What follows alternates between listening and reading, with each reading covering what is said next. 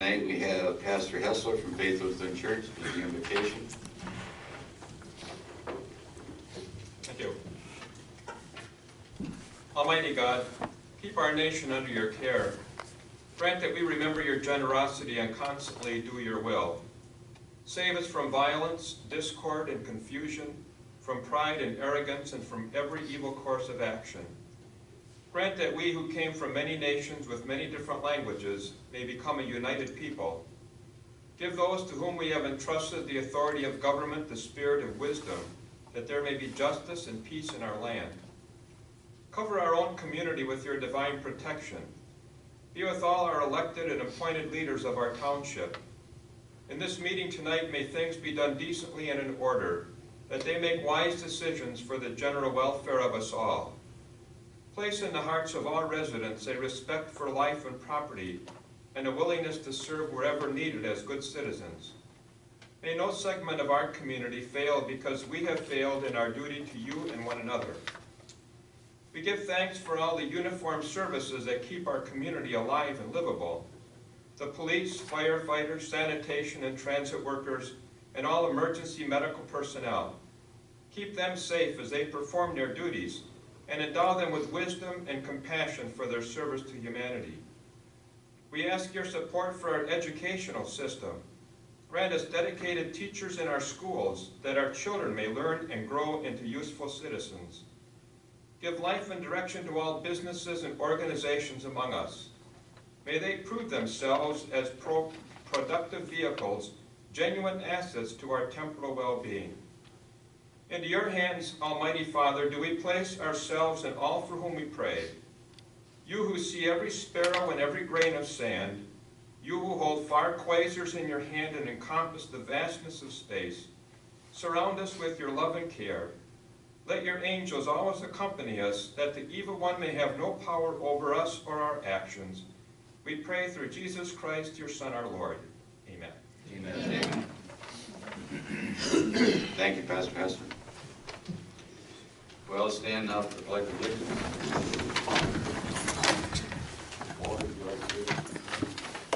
I pledge allegiance to the flag of the United States of America and to the republic for which it stands, one nation, under God, indivisible, with liberty and justice for all.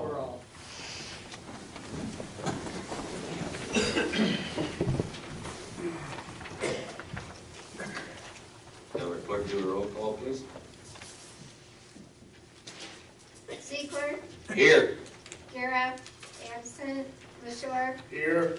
Thayer, absent. Miller's here. Townsend. Here. Wilson. Here. Just checking. We have a quorum.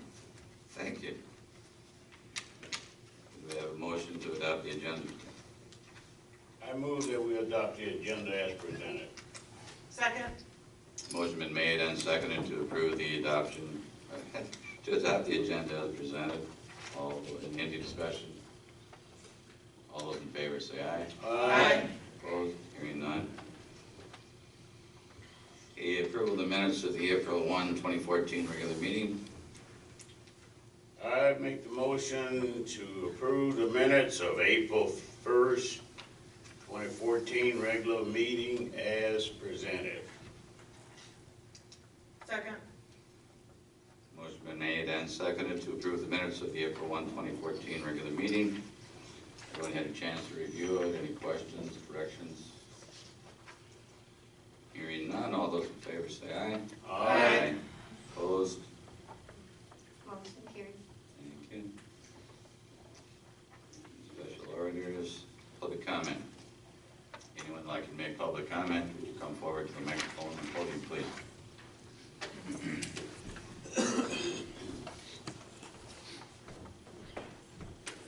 Take a deep breath and find your wallets, okay? Hazel White. I'm with the Bridgeport VFW. I just wanted to let everybody know that this Thursday, Friday, and Saturday, the veterans are going to be out collecting for buddy poppies. Please feel free to drop your change and bills in there. We'll be at the post office, at Big Boy, and at the Kroger's. There's also a canister downstairs in the township office. So please, the money stays here locally, and we'd appreciate your help. Thank you. Thank you. Thank you. Anyone else like to make public comment?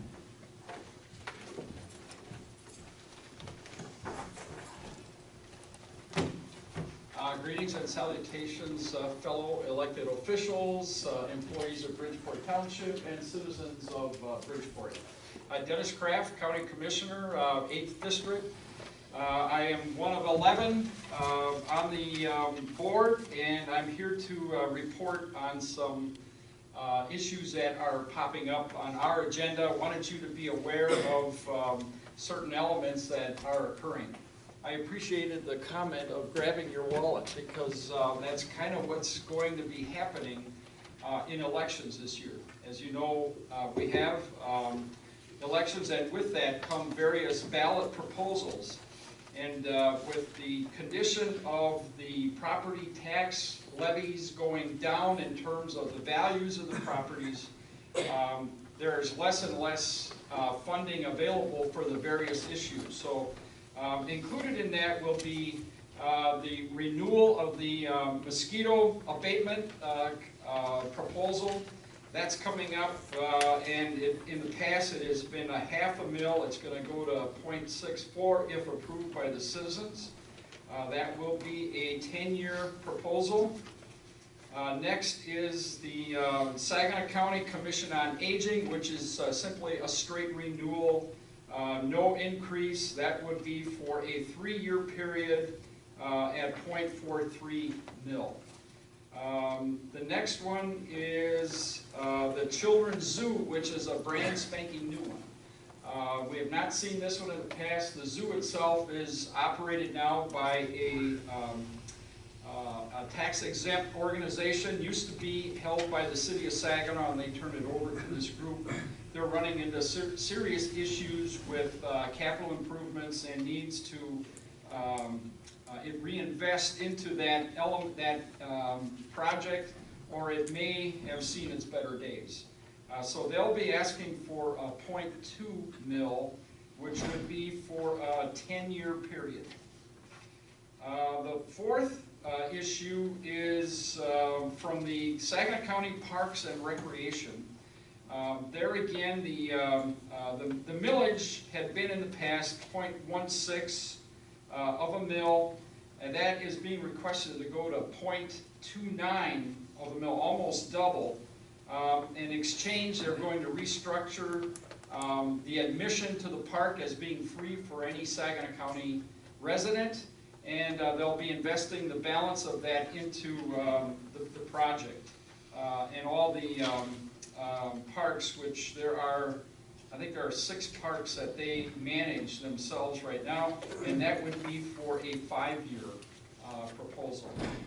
I also just came back from Lansing, and we had a meeting between the Chambers of Commerce with the Michigan State Chamber of Commerce, and it looks like we're going to be seeing on the ballot personal property tax repeal. In other words, not a repeal, but dismissing of it totally. As those of you that are elected and responsible for funding that we get through personal property tax, we're being told by the state that that reimbursement will be in full to us, and we're certainly keeping our fingers crossed that that will happen. Some of the others will be a minimum wage consideration, and not sure where that's going yet. That's pretty much up in the air, but right now the legislature is looking at a minimum wage starting at $8.10, and then moving up gradually over the next 3 or 4 years. And they're looking at a petition that is being circulated now to start it at $10.10, very similar to what's happening on the national front. And that would start next year with an increase to $8.10, the following year at $9.10, and then the year after that to $10.10, and then to move up with inflationary pressure. I think that's all the good news I can bear to report to you at this juncture. So, I usually like bringing glad tidings of great joy.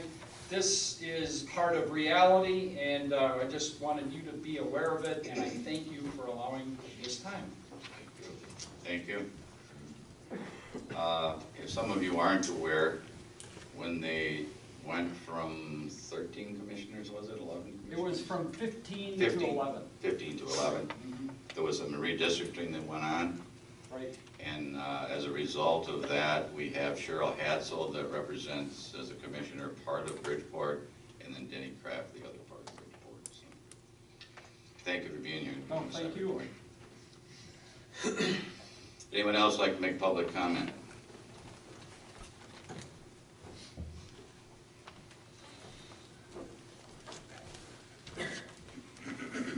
Good evening. My name is Bill Randy. I live at 1203 Gable Road. I've been there since 1964, so that puts it over 50 years. And I can tell you that as you age, your body kind of decreases a little bit. And the last time I was into the doctor's office, I had my hearing aids adjusted. They had an article on the wall, which I passed out a piece for all of you out there to read. I wonder where that It came from. explains it better than anything that I've ever seen before. So I'm back here again. I've requested that minutes be published, the public comment, the board comments, and all the discussion on all the agenda before. And the answers that I got was, one was, we might get sued. If we have to be careful what we print. Someone else said, well, I don't see where it would hurt, let's try it. And somebody else said, well, I'm restricted. We can't put everything in there. Well, I went home and thought about it. And I decided to find out some answers because I didn't know what they was. I heard a saying that said, a smart attorney doesn't answer a question unless he knows the answer. Well, I decided to find out what I could find out. And I ordered some books from the Michigan Township Authority out of Lansing. And I have them here with me now. I have the one for the township board meetings. I have the one for the clerks. I have the one for the trustees. And I have a little red book here. It says Authorities and Responsibilities, and it's for all elected officials. I read these books cover to cover. And nowhere in these books have I found where it says you cannot print public comment, board comment, or all the agenda. You have mentioned, Mr. Townsend, that the township has an email account that you can register, and the township will send out all kinds of information. I wholeheartedly recommend that for everyone. You should tell your family and all your friends about it. The reason for that was, I got an email this month from the DDA minutes. And holy cow, everything was in there that I needed. I felt like after I read that, I had been to the meeting. That's what we need. Now, some of the things that's happened over the last couple of months spurred me to come up and talk. A 3 months ago, there was an incident that happened here.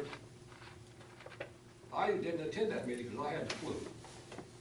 So I had no first-hand knowledge of what happened. All I knew was what I read in the paper and what I seen on YouTube. I've heard 2 or 3 people say that really disturbed them. What disturbed me too. My wife come to the meeting last month, and as we were walking out of the house, we got a phone call. It was my daughter from New York. Her mother handed me the phone and said, Dad, what's going on in Bridgeport? What are you talking about, Tammy? She said, you guys made the news out here tonight. Well, I had no first-hand knowledge, so I couldn't really talk too much. I felt kind of embarrassed. Had we printed the minutes of everything that would have happened, I think there would have been a different take on what happened and what was put out there. Because I was told later that he had been asked 3 or 4 times to wrap it up and to sit down. That's not what was presented. Had it been printed in the minutes, it would have been a hard copy, and I think there would have been a whole different take on it. Well, something else happened. I would like to see a lot of discussion from all these members up here. I'd like to get to know you because I don't know you. I'd like to know where you're coming from. I'd like to know what you think. I'd like to know why you make the decisions that you make. And last month, holy cow, Vanessa Greer got excited, and she had something to say that was important, and she grabbed the mic, and she started talking. Wow, did she go like a house of fire? I asked my wife, I said, can you hear what she's saying? She said, no, so I held my hand up. Well, she was looking over this way. Mr. Townsend would look to me like he was looking at his notes, and nobody recognized me, so I put my hand down. But she kept right on talking. So I held my hand up again, my wife grabbed the courthouse and stopped that. We're going to celebrate our 52nd wedding anniversary next month. So I know not to attack that. So I just let it go. And I decided to come in and speak tonight. I would really appreciate, you can help me, because I struggle hearing what everybody says, especially if you got high frequency. If you'd really consider printing public comment, the board comments, and all the discussion that goes with the agenda. You folks have a very, how do I want to put it? You have a great asset there.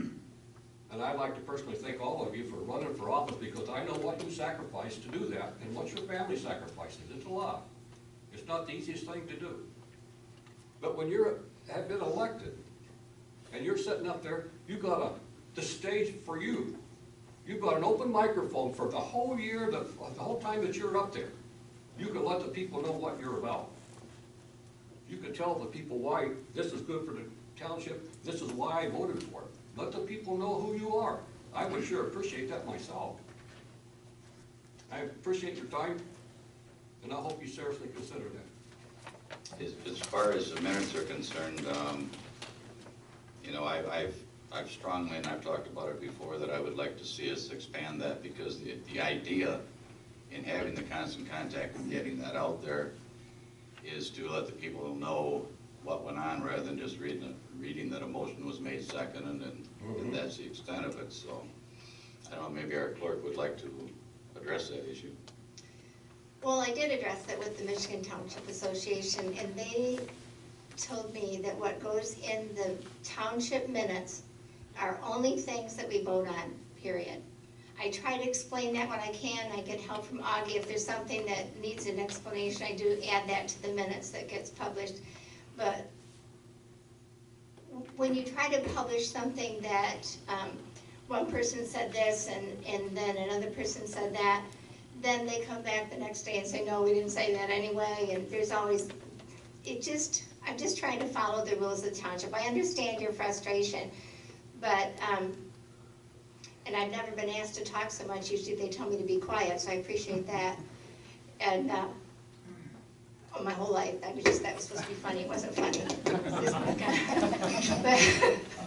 but anyway, I appreciate that, except that that's what I've been told. Well, the only comment I have on that is, how can the DDA do it? How can our surrounding communities do it? They may be governed by different rules than the township. They got different rules than what we have in Bridgeport?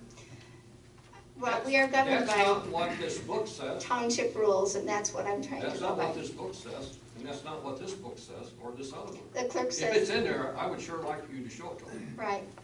Well, because when I came into that, we had that requested, and I have talked to the township a couple of different times. And they've all, or the Michigan Township Association, MTA, and they told me that's not what's supposed to be in the minutes. Only what you vote on. This is supposed to be a business meeting, and that only the minutes. What I read in the book is they tell you what the minimum is, they don't tell you what the maximum is. What the minimum is? Yeah, what you have to do as a minimum to qualify or be equal to the law. Right. That's the only thing that. And I'd be interested in taking a look at your book.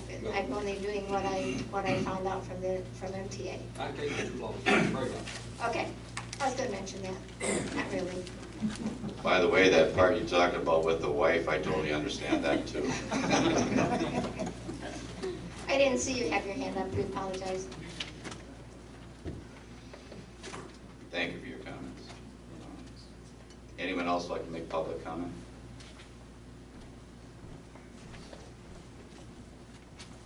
My name is Kurt Kiessling. I am a resident of Bridgeport Township, and I'm here as an informal introduction. I am planning on running for District 7 County Commission seat, which, like you brought up, is currently held by Cheryl Hatzel and split with Mr. Krafft here. And I am here as a real informal introduction. I'm not dressed very well. I'm a practicing veterinarian, so I came from the barn to come here. So I just, by way of introduction, I wanted to say who I am, that I'm running for this seat, and I'm planning on coming each month to the township meetings to kind of listen and figure out what you need, what your township is about. And in my view, the county commission is all about representing the townships to the county, not the county to the townships. So what I plan on trying to do if elected is listen and bring your concerns up to the county. And at the risk of poking the hornet's nest, and I realize I'm for the first time here, but just for example, Bridgeport Township, I used to be supervisor of Bridgeport Township, if Augie remembers that. Bridgeport Township does publish minutes that have public comment in there. You're given a broad leeway with minutes, but you're correct. You want to think about what you put in them, and if you put in public comments, you want to be as accurate as you can and kind of limit what you're discussing. So you can say, you know, person X brought up this in public comment and leave it at that. But you have that leeway to do that. That's all I'll say on that. And I'll be back each month to listen, and I'll be here throughout the whole meeting. Thank you. Okay, thank you. Thank you. Anyone else like to make public comment?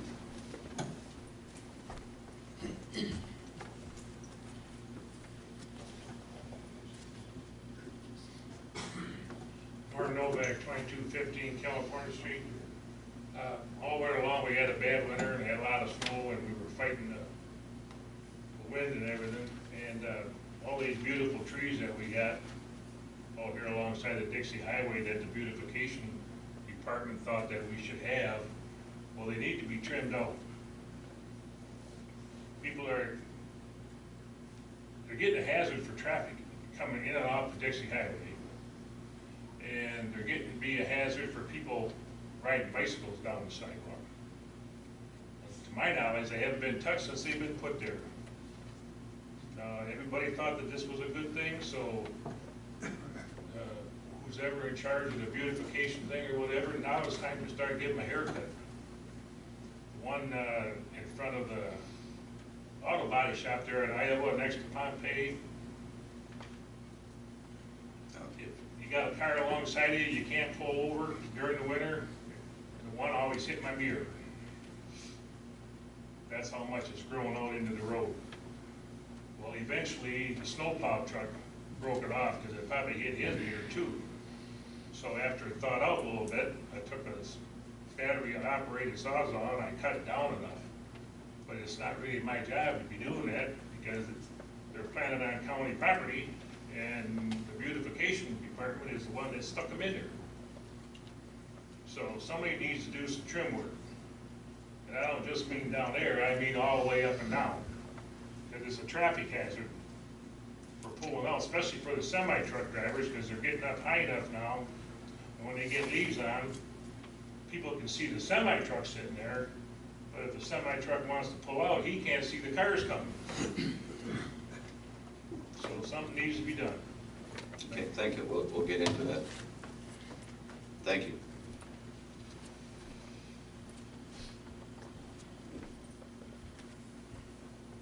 Yeah, just go along with what you're saying. There's a couple other areas that need to be addressed that I'm going to talk to the chief about, as far as vehicles parking close to the road, and if you're coming in off a side road, you have a hard time seeing to your left. So. Well, them flowers that they plant ain't really a help either.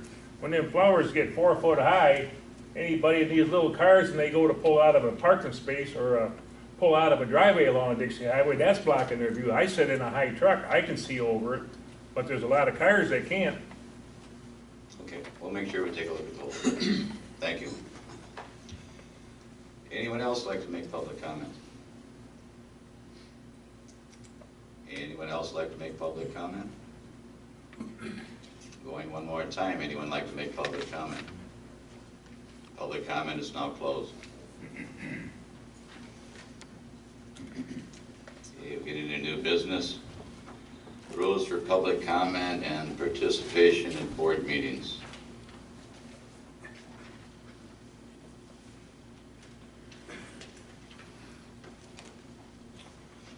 Okay, could I have a motion, please? Anything? I'd like to Anybody? make a motion to approve the update of the rules for public comment and participation at the Bridgeport Charter Township Board meetings as presented. Second. Yes. Since we didn't get a copy of in advance of tonight's meeting agenda, can you explain please what the changes to the rules are? Yeah, I'm gonna do that if you give me a chance. Thank you. Okay.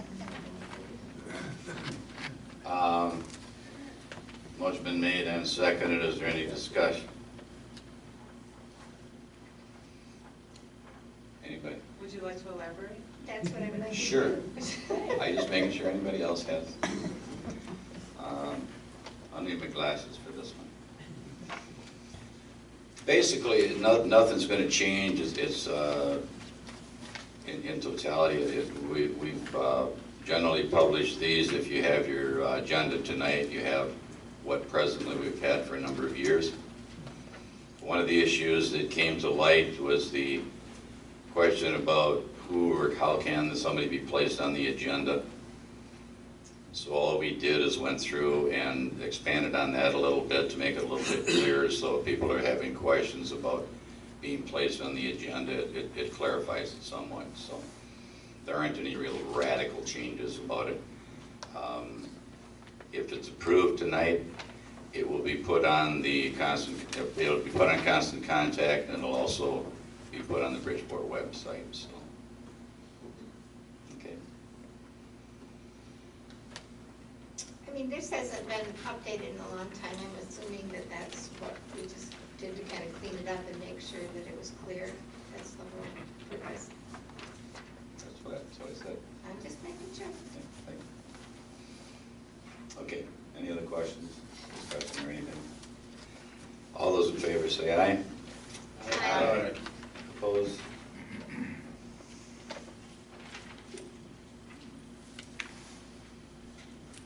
Okay, now,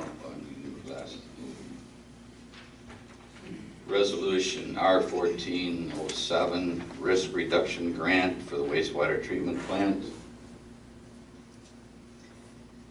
I'll make a motion to approve Resolution R14-07, approving the submittal of the Risk Reduction Grant Program application for 2014 for $5,000 to install a security gate at the Bridgeport Charter Township wastewater treatment plant. Second. Oh, second. Motion has been made and seconded to approve Resolution R14-7. Rose, do you want to give us a little explanation on this? I probably can, but and what we'll do is we're going to have three of them, so the explanation is going to basically cover all three of them. So I don't think this is working. Can you guys hear me out there? Okay, it's not working, so I'll try to talk louder. The grant basically is wastewater, and it's for their gate out front. When you're pulling into the wastewater treatment plant, it's a manual gate that the guys get out, open and close. A lot of times it's left open when they're going out and working at the different pump stations. At nighttime, when they're called in the middle of the night, it becomes a problem as far as safety and security with the gate being left open. Weekends, holidays, and so forth, if there's one person down at the plant. So they're looking at actually putting in a gate that's electronic. And they're asking for the risk reduction grant, if they would grant them $5,000 toward the cost of that. It is something that the wastewater plant has budgeted. They are working forward with installing the gate. However, through the grant that came up, they're asking for help. and this is through the power plan, as referred to through our insurance company. That is correct. And basically, we had another grant for lighting in that area, and that grant was given to us through the power plant, which is our insurance agency, or insurance company, I should say. So as we get to, there's three of them, and basically the explanation is going to be pretty much the same, other than application itself as to what they'll apply for. Anybody else? Any comments or questions? Hearing none, all those, let's take a roll call, please. Sir. Secord, Yes. Wilson, Yes. LaShure, Yes. Miller, yes, Guerra, absent, Thayer, absent, Townsend. Yes. Motion is carried. Thank you. The next one is Resolution R1408. Again, risk reduction grant, Police Department. I'd like to make a motion to approve Resolution R14-08, approving the submittal of the Risk Reduction Grant Program application for 2014 for $5,000 to install cameras on 4 Bridgeport Township Police Department vehicles. Second. Motion has been made and seconded to approve Resolution R1407 for the Police Department and getting cameras in their vehicles. Again, like I said, this is the same as the application as the first, other than this is the Police Department. So, could we again have a roll call, please? LaShure, Yes. Thayer, absent, Guerra, absent, Wilson, Yes. Miller, yes, Secord, Yes. Townsend. Yes. Motion is carried. Thank you. Can we just clarify, was that 08 or 07 for that resolution number? Oh, wait. Second one was 08. Oh, wait. Okay, just want to make sure. Okay, thank you. Did I say 07? No. Walt said no. He said yes. So just want clarification. Okay, I agree with Walt. I'm sorry if I did. Okay, let me try and get this one. Resolution R1409, risk reduction grant again for the governmental building. Well, I'll make a motion to approve Resolution R14-09, approving the submittal of the Risk Reduction Grant Program application for 2014 for $5,000 to install closed-circuit TV surveillance system in the Bridgeport Township Governmental Building. I'll second that. Okay, motion been made and seconded. Do we have any discussion, any questions? I don't know, I'm trying to write and make sure we have everything down here, but the reason these are all $5,000 is because that's the maximum that we can apply for through these grants. These projects may not cost the same, it's just that that's the maximum we can apply for with that grant. That's it. Thank you. Anyone else? Again, could we have a roll call, please? Secord, Yes. LaShure, Yes. Guerra, absent, Thayer, absent, Wilson, Yes. Miller, yes, Townsend. Yes. Motion is carried. Thank you. Okay, now we have policy 14-1, credit card payments to Bridgeport Township departments. Could I have a motion, please? I'll make the motion to approve adopting policy number 14-01, allowing payment to the Bridgeport Township Department by credit card, debit card, electronic checks, and/or electronic transfer of Point and Pay LLC. Second. Motion been made and seconded to approve policy 14-1 to allow credit card payments to the township. Rose, could you give us a little elaboration on that, please? We currently collect credit card payments right now, but we never had an actual policy in place. It was something that was noted when our auditors were here, and they asked that we put a policy out there. Apparently that happens a lot where policies aren't made, and that's just put in place. So they just brought it forward. Thank you. Could we do a roll call again, please? Thayer's absent, Secord. Yes. Guerra's absent, Wilson. Yes. LaShure, Yes. Miller, yes, Townsend. Yes. Motion is carried. Thank you.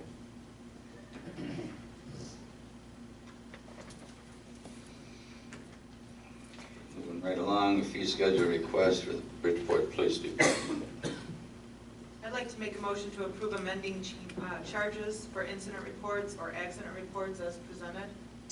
Second. Motion been made and seconded to change the fee schedule for the Bridgeport Police Department on incident reports. And basically, wasn't any discussion? Anybody has any questions? It goes down $5 for residents. Well, I was gonna get to that. Basically, what it is in an incident reports, it would presently, I believe, Dave, was $10. Correct. And what would happen is if it was a resident, they would pay $5, and a non-resident would pay $15. And crash reports obtained from the office, from the police department, again, resident $5, non-resident $15. Anything you need to elaborate on that, Dave? No, I just think it's a fair system for our residents. It's a better way to serve our residents. They should, be cut a break, and non-residents can make the difference. Thank you. Okay, all those in favor say aye. Aye. Opposed? Hearing none. Motion is carried. Motion is carried. Purchase for vehicle replacement.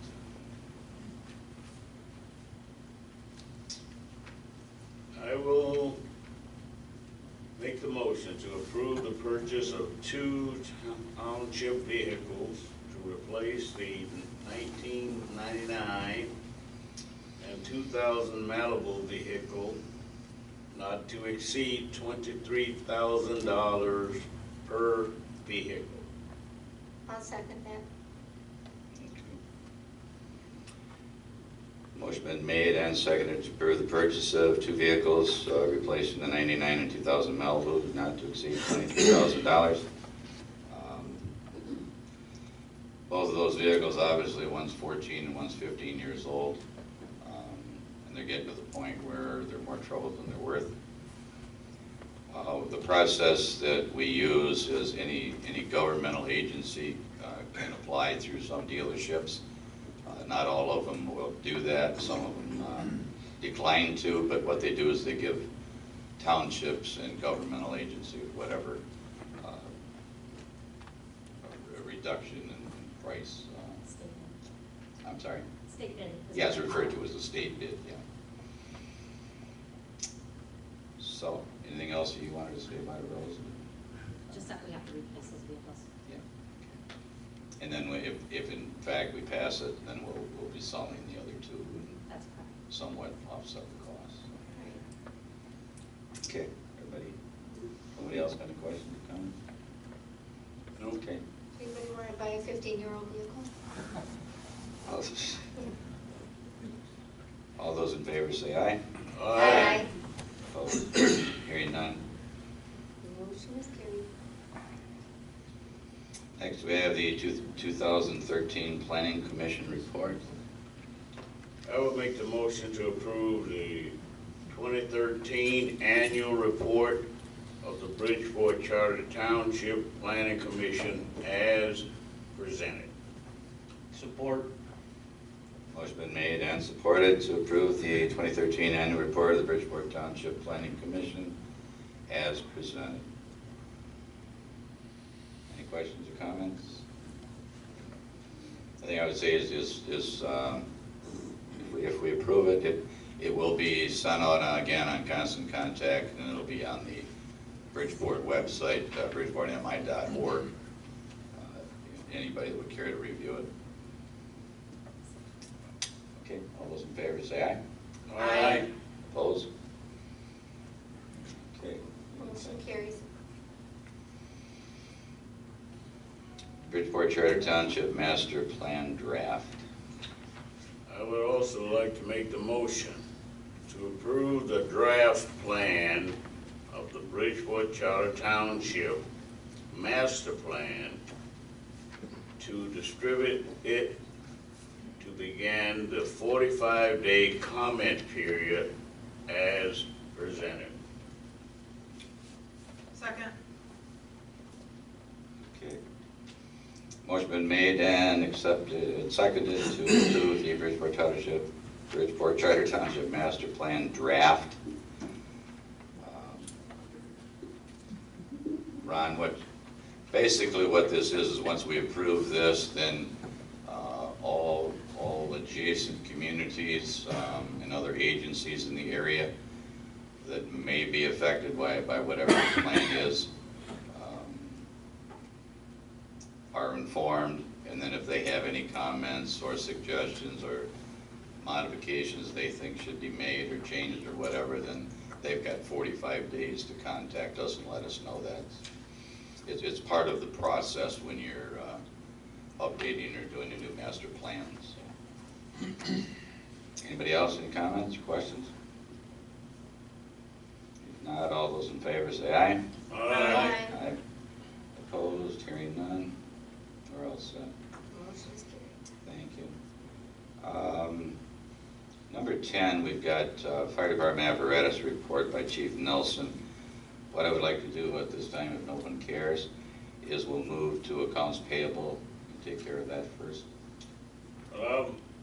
Make the motion to approve check number 56650 through 56757 in the amount of $294,666.99. Support.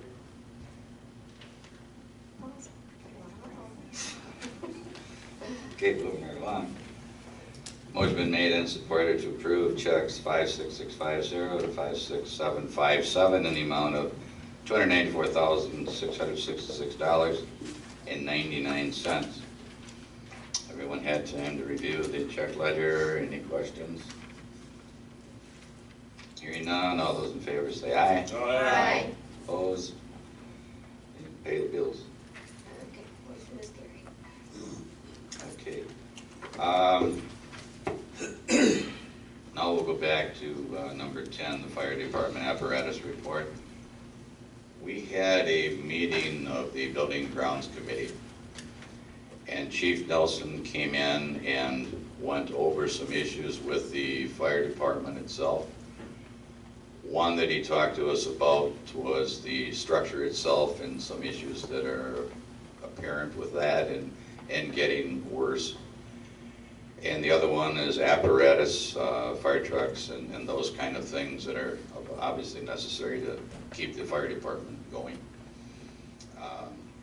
He is going to have some engineering, or an engineer take a look at the structure itself and try and make some determinations as to what needs to be done with that, what would need immediate attention, what may be able to be put off for a period of time, and obviously get what those costs may or may not be.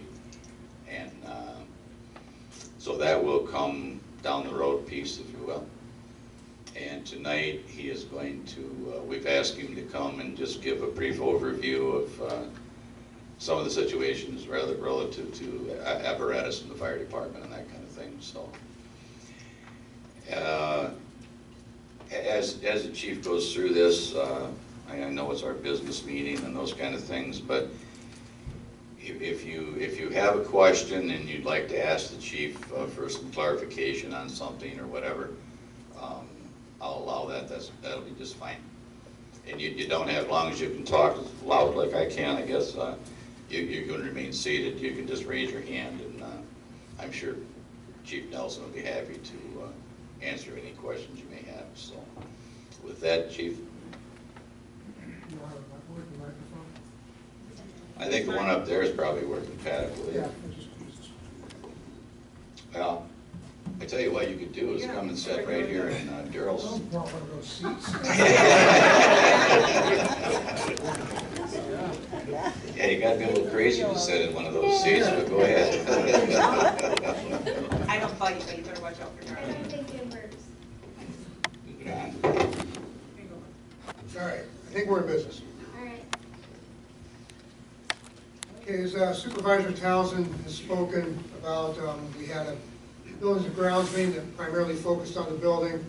Many of you here that have been coming to meetings since I've been chief have heard me talk about capital expenditures since probably 2003. In fact, I looked at putting together a PowerPoint presentation for tonight. Chose not to, but I literally could have gone back to 2003 and gotten information and presented it tonight, just as we have in the past. The issue we have in Bridgeport Township is that we have not depreciated any of our capital assets. We have a lot of that. It's not just fire trucks and building, it's also the stuff on the trucks. Our air packs are very expensive. We will have to replace all of our air bottles because they'll reach their 15-year life expectancy. And DOT mandates that we replace them in 15 years. We'll have to do that by 2017. And at today's cost, it's almost $60,000 to replace those. So it's not just the building that you see in the fire truck going down the road. It's everything that's on those trucks. JAWS equipment. We received a grant a few years ago to replace some of our JAWS equipment. That was a $45,000 expenditure. So everything's expensive and it's aging. At some point, we're going to have to start replacing it or refurbishing it. And there's a cost to that. Now, many years ago, we were able to start a capital replacement fund for the fire department.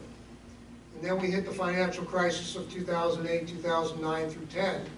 And that money got used for other things. We do have that fund back again, but it's not enough to cover the things that need to be done. Many years ago I came and we talked about replacing the floor in the building. The building is old. It's the original floor in there. It's held up great, but it's starting to come apart. And we need a new surface on that floor. The cost today are about $20,000 to replace the floor. We need to replace all the steel grates across our drains because they're getting warped and they're literally a hazard for anybody walking around in there. And those are expensive. We're estimating that's going to cost somewhere in the area of about $5,000. And they're heavier than a normal grate because they're large, and some of our apparatus weigh as much as 42,000 pounds, so they have to be able to support that weight. Apparatus, some of our apparatus is reaching upwards of 17 years old. At some point, we'll either have to replace it or we'll have to refurbish it. And the cost of fire trucks continue to go up.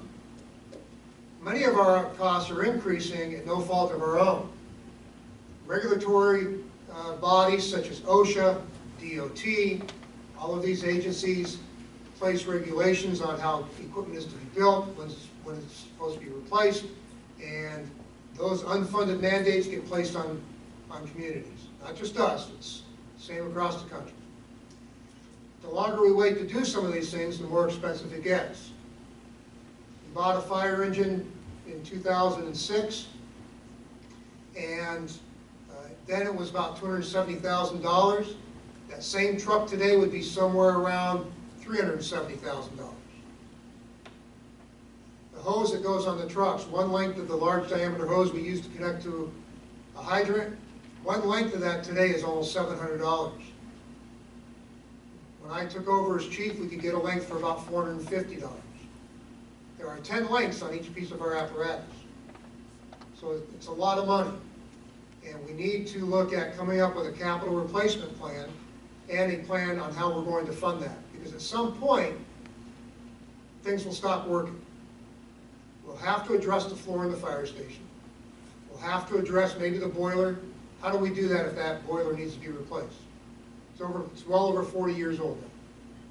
We keep it running, we put some repairs into it annually, we have it inspected, make sure it's operating properly, but at some point we'll have to address it. And today we do not have enough money reserved to do that. Now, the best thing would have been, as soon as we bought a fire truck, as soon as we put the roof on the building a few years ago, we immediately started to set money aside, so inevitably when it reaches its life expectancy again, we would already have the money to replace it. But we've never done that here. Whenever we've needed something, we've just taken care of it. We're not really in that position anymore. As Commissioner Krafft alluded to, property values have dropped. We're not even collecting as much property taxes as we once did. So we don't have the ability to do that like we used to.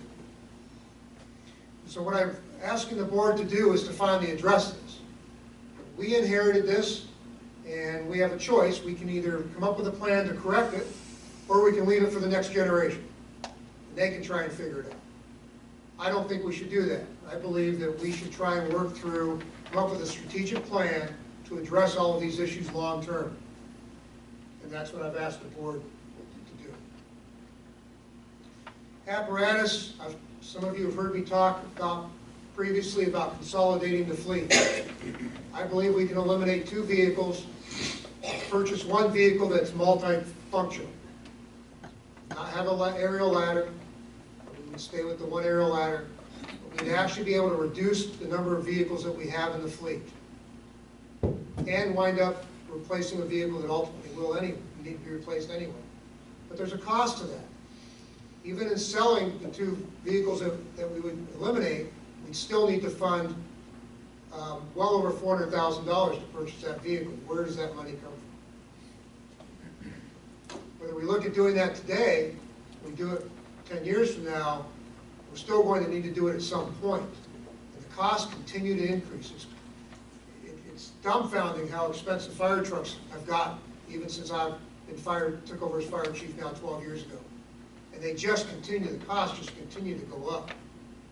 One of the aerials that we have that you see was $360,000 when we bought it. That same truck today is about $800,000.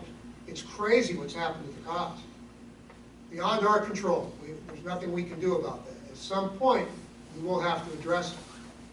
You've heard me talk about consolidation and mergers and better sharing of services. We could eliminate some apparatus. We could get enough fire departments that would work closer together to make that happen. Today, they don't want to talk about that. So Bridgeport and other communities are left to resolve those issues on their own.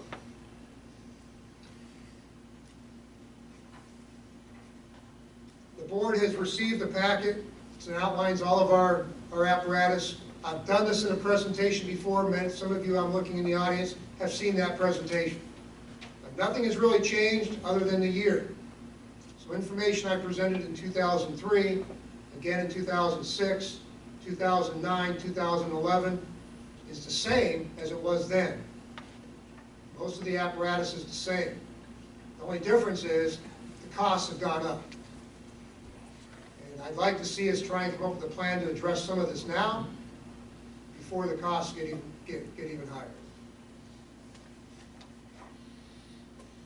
We would also see an annual savings. We would have an upfront cost to replace that, to purchase that truck.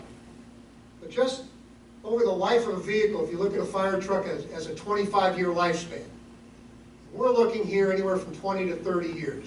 Looking at 25, eliminating 1 truck over that 25-year period would guarantee a savings of $100,000. Because we would eliminate the annual insurance, the annual oil changes, the fuel costs.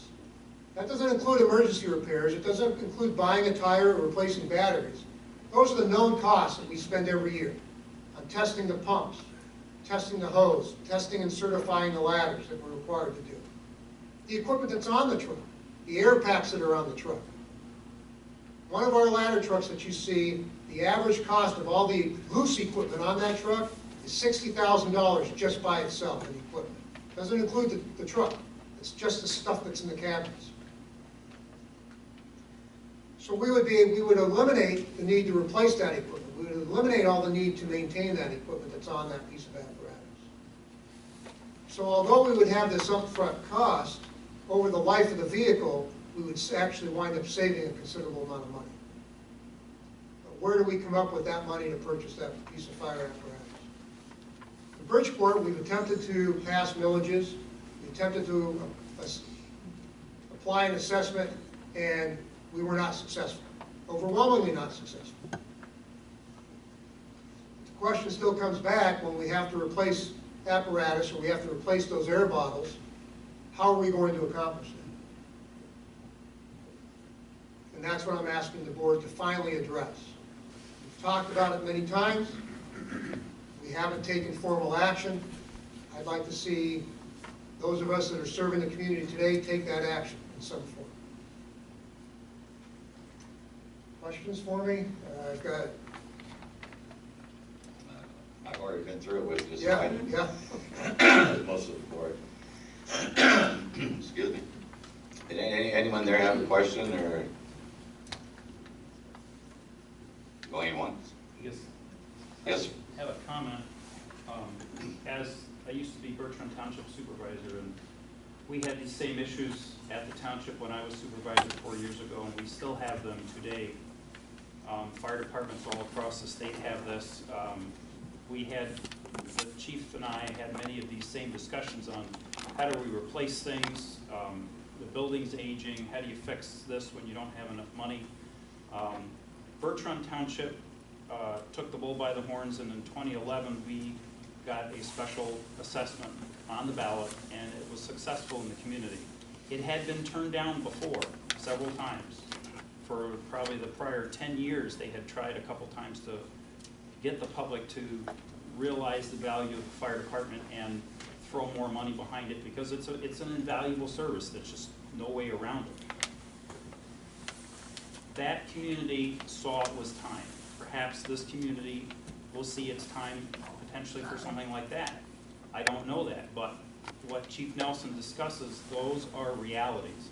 Every township fire department has these issues, and they're not new and they're not going away. So that's my 2 cents. Thank you. Another thing that Chief didn't mention, that at least I don't recall him saying, is there are sometimes grants available for equipment and that kind of stuff, and I know Chief has applied for every one that came along that he could possibly apply for. Doesn't always mean that they were able to get them. And you mentioned the assessment. If you go back to the time when we had asked for a millage, one of the issues, and understandably so, particularly from farmers, for instance, is because of the size of their properties and that kind of stuff, they would be paying a large dollar amount. Just a little bit of history and something I found out as I got into it, but years ago, you could pass an assessment, like a residential assessment, a business assessment, and then the legislators changed that, and you couldn't do it that way. You had to have a millage. And understandably, some people didn't think that was a good idea, that they'd have to pay a ton of money where somebody else didn't have to pay. Now they've changed that back, and you can, like Kurt was talking about, do an assessment. So just something to think about. The other issue, and I was discussing with Chief the other day, when you drive by the fire department, and this is typical of most fire departments, they do an excellent job of keeping it looking very nice, and it's real pretty. The trucks are always really pretty because they wash them just about every time they take them out. So I guess if you're driving by and you look at the building and you say, well, I can't imagine why there's an issue there, or if you see the fire truck going down the road, it's nice and shiny, in our case, yellow, what's it called? So you don't see under the skin, if you will, to what the real issues are.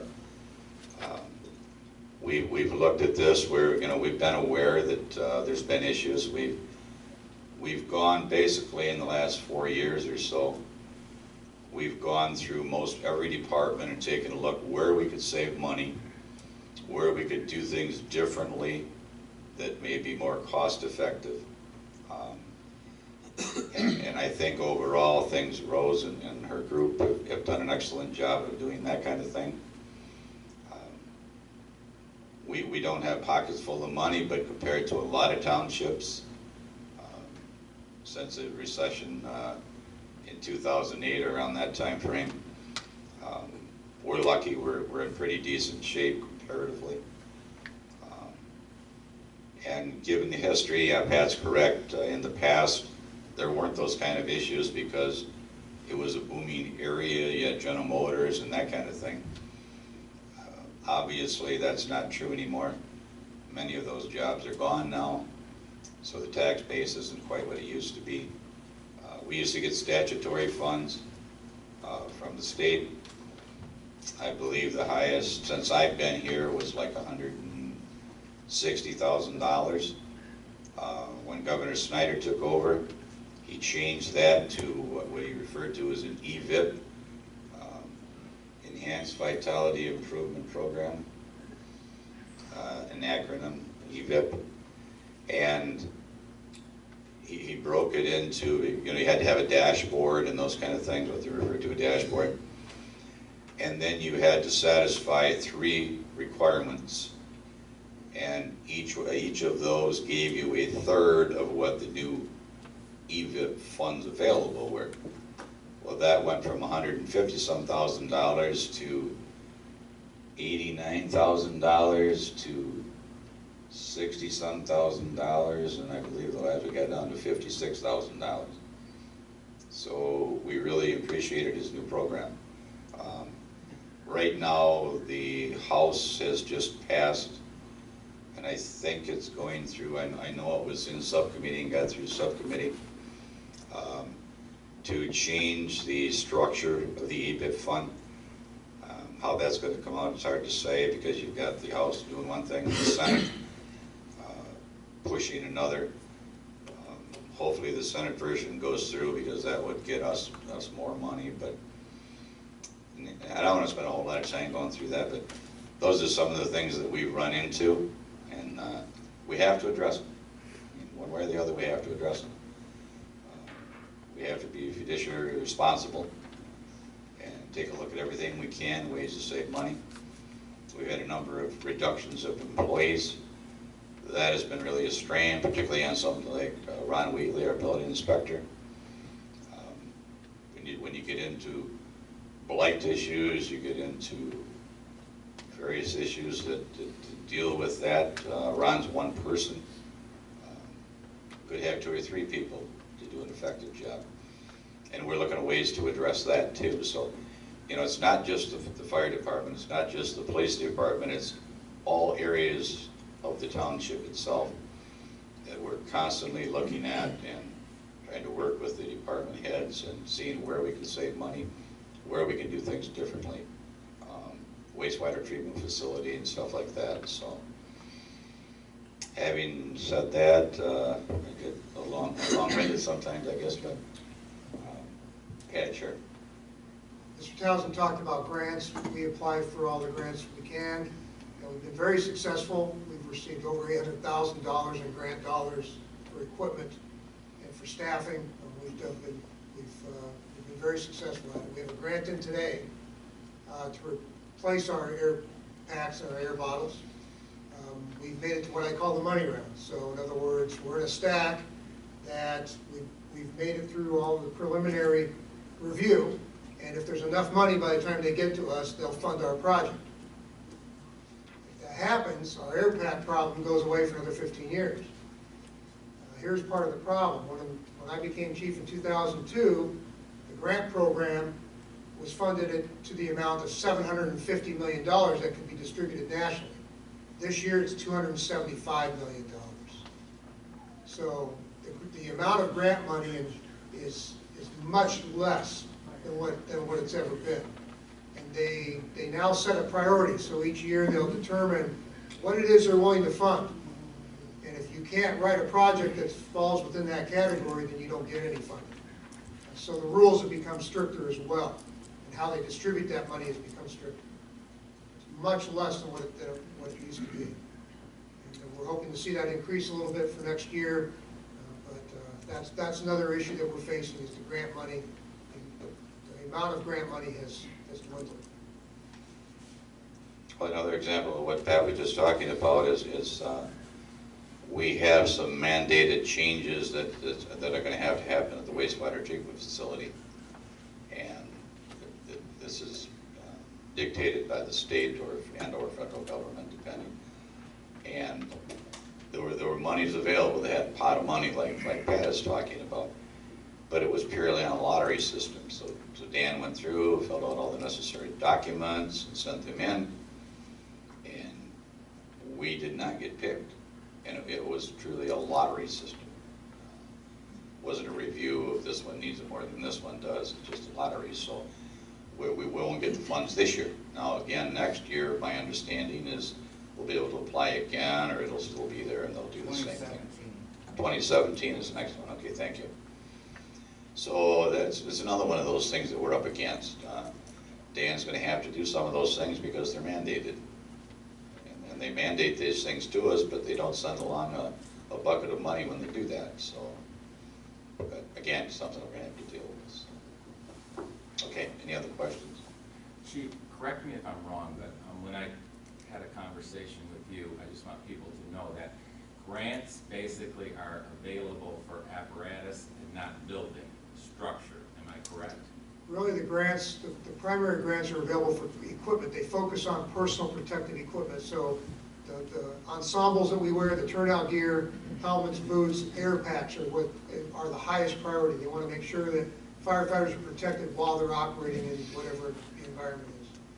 Apparatus is a low priority. If your truck is not more than 30 years old, you won't even get considered. And even then, they prioritize them from a typical fire engine to a ladder to a rescue. They have different priorities. And so they always try and fund the top priority first, and then they'll move down to the next category. Buildings, there really isn't any money available for buildings. They did that a few years ago. They allocated, I think it was only $50 million and a maximum of $2 million towards any building. The other thing to consider, even if that grant became available again and we applied, we are in a floodplain. So anything we have to do now has to be certified by the federal government that if we build in it, it's not going to get ruined by a flood. That impacts us based on where our station is. When they had the flood of '86, I want to say there was about 30 inches or 3 feet of water that went through that building. I wasn't here then, but quite a bit of water. So we have, the building then, the project had to be certified by the federal government. We went through that when we got the grant for the diesel exhaust system. We had to go fill out an entire new amount of information certifying that the building was in the floodplain, it had been evaluated, and if there was another flood, that equipment would not get ruined. Of course, it's mounted at the ceiling level, so there wasn't really any risk of that. Thank you. Okay. Any other questions at all? Thank you for your report.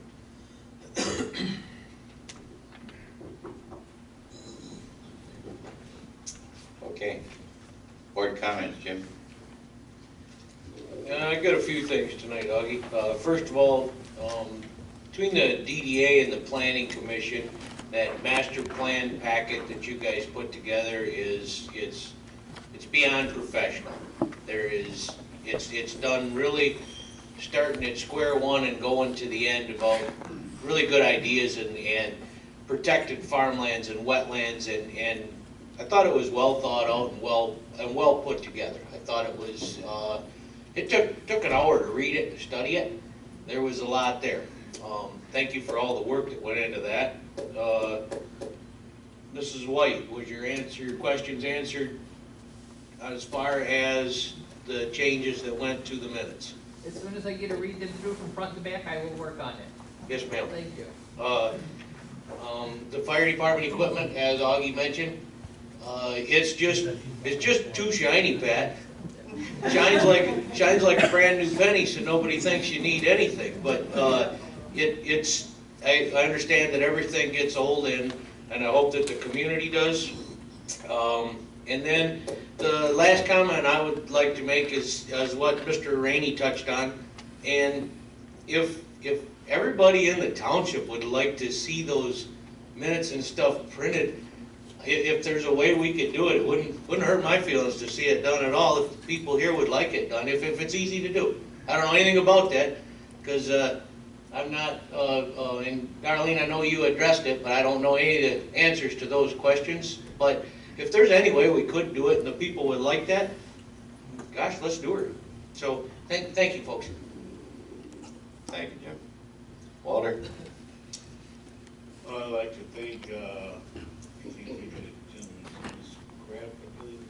Krafft, Dennis Krafft. For your information that you brought to us. It's unfortunate that, like you say, it's gonna hit us all pretty heavy in the pocketbook. But this is our home, and we're gonna have to make home as comfortable as possible. So if we don't want to pay for it, then, quality of life may have to suffer according to our choices of where we want to put our bucks. And it's the same with the chief. Safety is something that you can't put a price on. Just unfortunate that the monies that was available to us in the past has evaporated. And who knows where the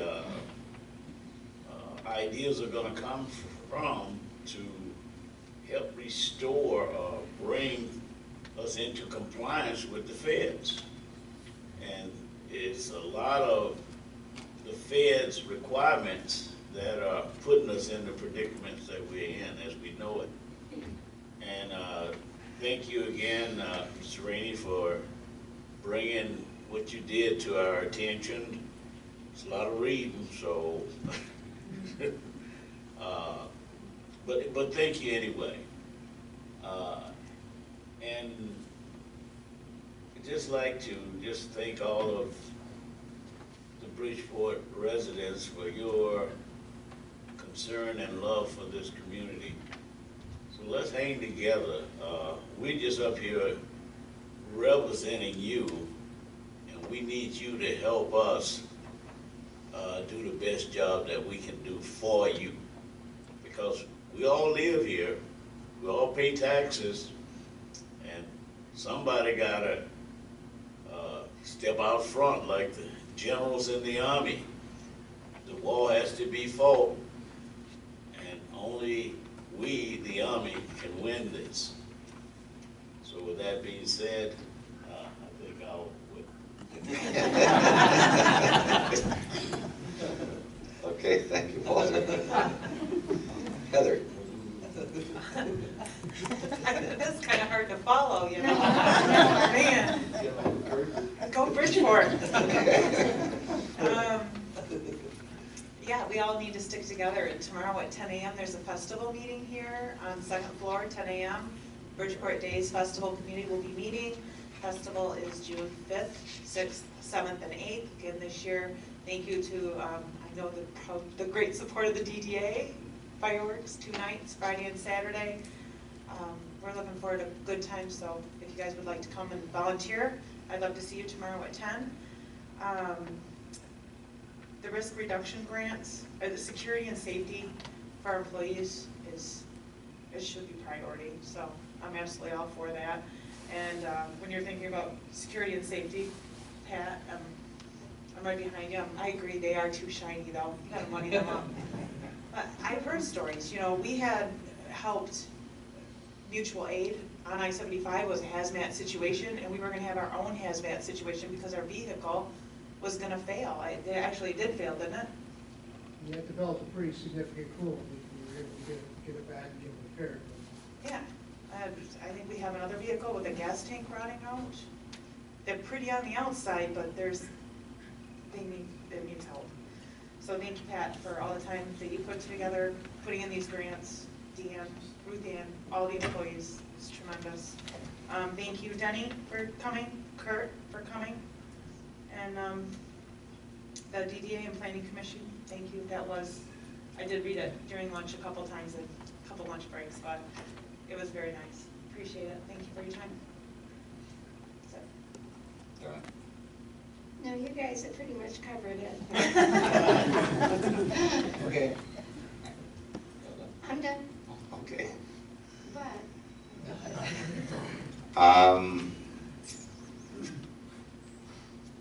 Mr. Rainey, you brought up some very valid issues that you know I feel strongly about myself. The only comment, and you wasn't at the last meeting, the issue was brought up about the incident that occurred, okay? I don't know that exactly would have been reflected in the minutes anyway. And I said this at the last meeting, and I have no problem saying it again. The biggest fault with that was the way the Saginaw News reported it. It was very Bush League on their part. It was pathetic on their part. I said before, I I think it was Benjamin Franklin that said you don't argue with somebody that buys ink by the gallon. But in that case, yeah, I was very upset because it didn't set the true picture of what truly happened. And I don't really care to get into that. As far as the minutes, we'll work on that. The other thing is the constant contact, and you also brought that up. And I've said it before, that's the reason that we started that, is to get information out to the residents so they understand what's going on, maybe pique their interest to become more involved in the community. And at least if they hear stories about what's going on, they'll get the correct information, hopefully. And if they got questions at that point, hopefully they would call the township and talk to Rose, talk to myself, call one of the board members. We're all listed. You can get our numbers. We'll be happy to talk to anybody anytime about anything. If you've got some suggestions about some ways that we can do things a little bit differently or save a little money or whatever the question may be, if you got a question about why we spent some money on something, good grief, we're pretty easy to talk to, so all I have to do is get a hold of us and we'll do our best to get you an answer. Well, most of the time I'm pretty easy to talk to. I saw something. Anyway, with that, I want to thank everybody for coming tonight, particularly Dennis Krafft, one of our commissioners, as Steve Dobas from the DDA, and Mike from the Chamber of Commerce, and DDA Director, I believe. Isn't that correct, your title, Mike? No, I'm on the DVA board, I'm not the director, that would be Palmer. Oh, Palmer, yeah, okay. You're Chamber of Commerce strictly, yeah, okay. I'm sorry. We'll get this straight. Anyway, we're glad to see you here at the meetings. Rose, I've almost forgot you. I thought you did. I've actually asked Chief Duffett if he would share some information tonight regarding our community with everyone, and then also to kind of go into the military surplus equipment that he's been able to obtain for his department, kind of just give a rundown so you know what's going on with that. So with that being said, you might want to go up to the front table where the microphone works. I could probably talk loud enough. I'll try to make this short and sweet. It's good news. The military has a program, it's a 1033 program, they refer to it, sponsored by the Department of Defense. And basically what it is surplus equipment they give to law enforcement for the support of law enforcement. It's a program that the majority of the communities around us have been involved in. I had the chance this last month to go down to Lansing, go to a training session, get our account set up. And with that, we were able to obtain a Humvee on Friday. I know that may shock some people, but we looked at it. This past winter, there were several days where the only communities around here where the police departments were able to respond were those communities that had the Humvees, Frankenmuth, Bertrand, City of Saginaw, Saginaw County. We obtained a $48,000 Humvee at absolutely no cost. This thing's got 24,000 miles on it. It runs great. I drove it all the way back from Columbus, Ohio. The only money we're really going to have to put into it is basically a paint job. And with that, I don't intend on spending any Bridgeport Township tax dollars for that. I'm going to seek donations, use my drug forfeiture money if I have to, and hopefully I can get some area businesses to kind of chip in to get the paint done on it, lighting, things like that. We're not going to use it for patrol use. It will be strictly for emergency response, emergency search and rescue. We have to assist the fire department, inclement weather, parades, special details, things like that. We obtained a bunch of other equipment also through the military, and all the other equipment that we've obtained, with the exception of Humvees, I'm also looking at trying to get some weapons through them to kind of, add to our patrol rifles that we have now. But with the exception of Humvees and weapons, that equipment, we hang on to it for a year. If it doesn't serve our purpose, if it breaks or just it's not working out for us, we dispose of it as how we see fit. We can auction it, donate it, whatever we like to do. There's nothing, it's totally up to us. That money can go back into our budget and help us get equipment that we usually otherwise wouldn't be able to obtain. The Humvee, we hang on to it.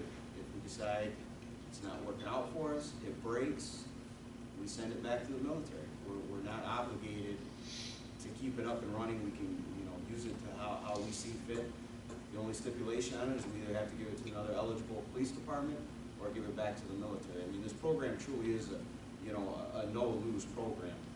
Some of the other equipment we were able to obtain, we got a really nice large air compressor. Right now we don't have an air compressor in our garage. If it's after hours, our officers got to go spend $1.50, to get air in the patrol car tires. So we can use that there. We've got a nice welder that we can use for maintenance, range targets, some cold weather gear, digital cameras.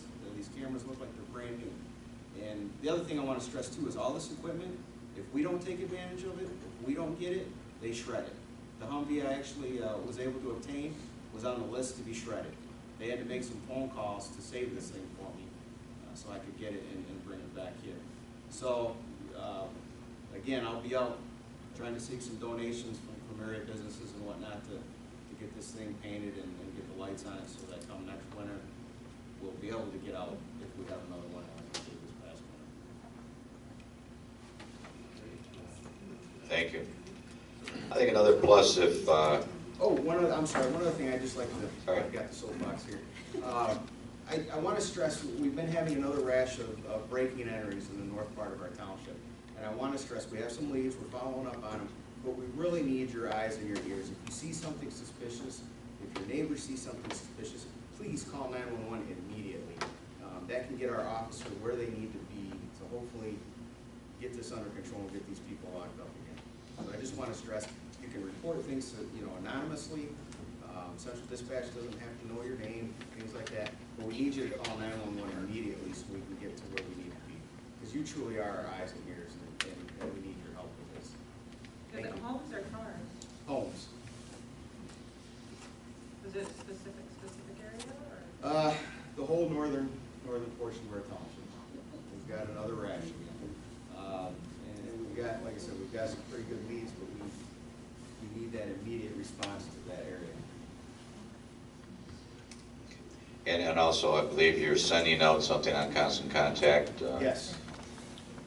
And that's another one of those things that if you're signed up for it, when that kind of thing happens, either Chief Nelson or Chief Duffett can get out that information to people, and you can spread that to your neighbors and that kind of thing.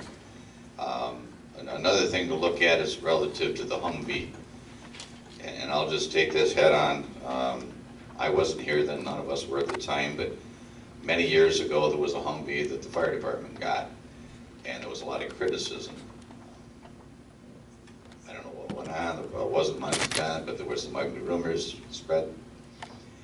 This case here, we've had 2 wars, and they're winding down.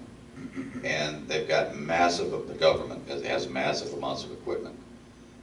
Now, basically, we paid for a little bit of that Humvee, and we paid for a little bit of that compressor, and whatever the case may be. So now we're getting this stuff free from the government, as Dave was saying. Maintenance and all those things, parts for it, they're going to be free. So we would be foolish not to accept it and get into it. So hopefully there won't be any ugly rumors out there about we bought a Humvee and spent a lot of money, because that's absolutely not the case at all. With that, motion to adjourn would be in order. I'll make a motion to adjourn the regular meeting of the Bridgeport Charter Township. Second. Motion's been made, seconded to adjourn the meeting. Everybody say aye. Aye. Thank you for coming.